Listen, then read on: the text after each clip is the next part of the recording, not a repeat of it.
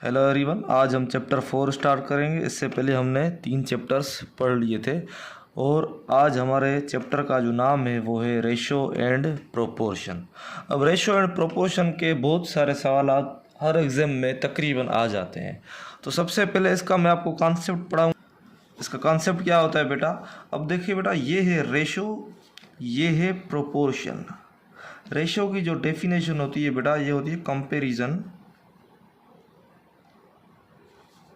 Between two similar quantities.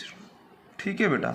और इसकी जो सैंपल होती है, इसकी जो निशानी होती है वो होती है ये 2 डॉट्स। ये 2 डॉट्स रेशो की सैंपल होती है। और इन्हीं 2 डॉट्स को मैं डबल करके लिखूं, फॉर एग्जांपल ऐसे इसको 2 मरतबा में लिख लूं, तो ये सिंबल हो जाती है प्रोपोर्शन की। प्रोपोर्शन की एक तो सिंबल ये है और इसको हम ऐसे भी लिख सकते हैं। तो प्रोपोर्शन की जो सिंबल होती है ये होती है बेटा, और उसको हम एज अ इक्वल की साइन भी इस्तेमाल कर सकते हैं। फॉर एग्जांपल बेटा, एक क्वांटिटी हमारे पास ए है और एक क्वांटिटी बी है। इन दोनों के बीच में जो रेशो है तो इसे हम रेशो की साइन लगा देंगे। तो यहाँ पर ये ए रेशो बी हो गया। और एक मेरे पास दूसरी क्वांटिटी है बी रेशो सी। अब इसका मुझे प्रोपोर्शन मालूम करना है, तो मैं कैसे करूँगा बेटा? ए रेशो बी, फिर प्रोपोर्शन की जो सिंबल आएगी उसके बाद बी रेशो सी।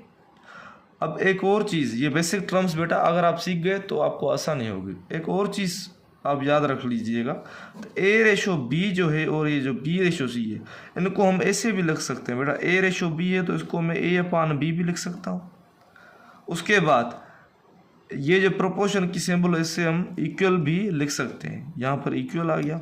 और बी रेशो सी की सिंबल को मैं बी रेशो सी भी लिख सकता हूँ। तो ये तो हो गया बेटा इसका कॉन्सेप्ट। अब आइए स्टार्ट करते हैं।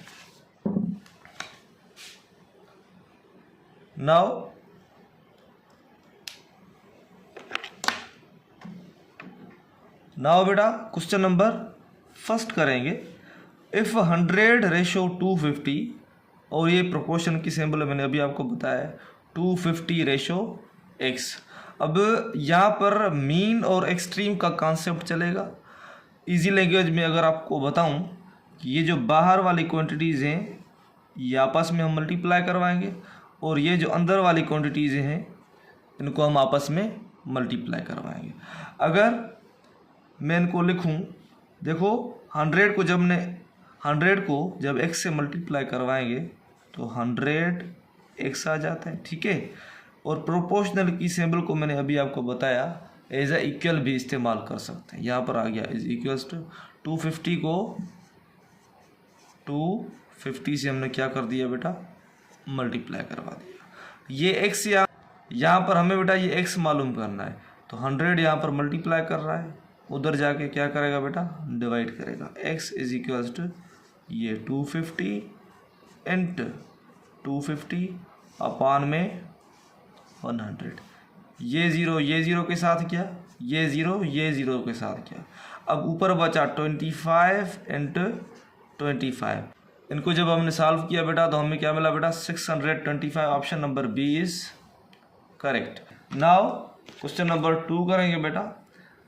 सेम तरीके से मीन को मीन से, एक्सट्रीम को एक्सट्रीम से मल्टीप्लाई करेंगे। मतलब बाहर वाली क्वांटिटीज़ आपस में मल्टीप्लाई होंगी, अंदर वाली क्वांटिटीज़ आपस में मल्टीप्लाई होंगी। 10 को जब 26 से मल्टीप्लाई करते हैं तो 10 इंटू 26 आता है। ठीक है बेटा। फिर इज इक्वल्स, क्योंकि मैंने अभी डीपली आपको कॉन्सेप्ट में बताया कि ये जो प्रोपोर्शन की सिंबल है इसे हम एज अ इज इक्वल भी इस्तेमाल कर सकते हैं। देन बेटा 13 को जब x से मल्टीप्लाई किया तो 13 इंटू एक्स आता है। हमें फाइंड करना है बेटा x, तो यहाँ पर 13 मल्टीप्लाई कर रहा है, वहाँ जाके बेटा क्या करेगा? डिवाइड करेगा। 10 इंटू 26 अपान में 13 is equals to x। Now 13 time 1 is 13, 13 time 2 is 26 होता है। 13 टाइम 2 इज 26 होता है बेटा। अब कौन कौन सी चीज़ें बची बेटा, यहाँ पर 2 बचा और यहाँ पर 10 बचा। 2 टाइम 10 इज होता है बेटा 20। तो हमारा option number B is correct option. If 144 ratio B ratio 36, तो हमें बी को मालूम करना है। सेम तरीके से बेटा बाहर वाले आपस में, अंदर वाले आपस में मल्टीप्लाई होंगे। 144 multiply by 36 is equals to, B को बी से जब किया तो आंसर आया बी स्क्वायर।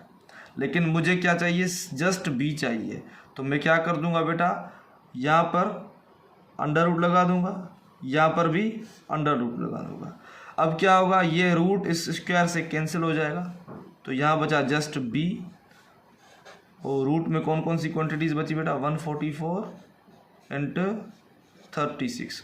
144 का जो स्क्वायर रूट होता है वो होता है 12, ठीक है बेटा, इंटू 36 का जो स्क्वायर होता है वो होता है 6।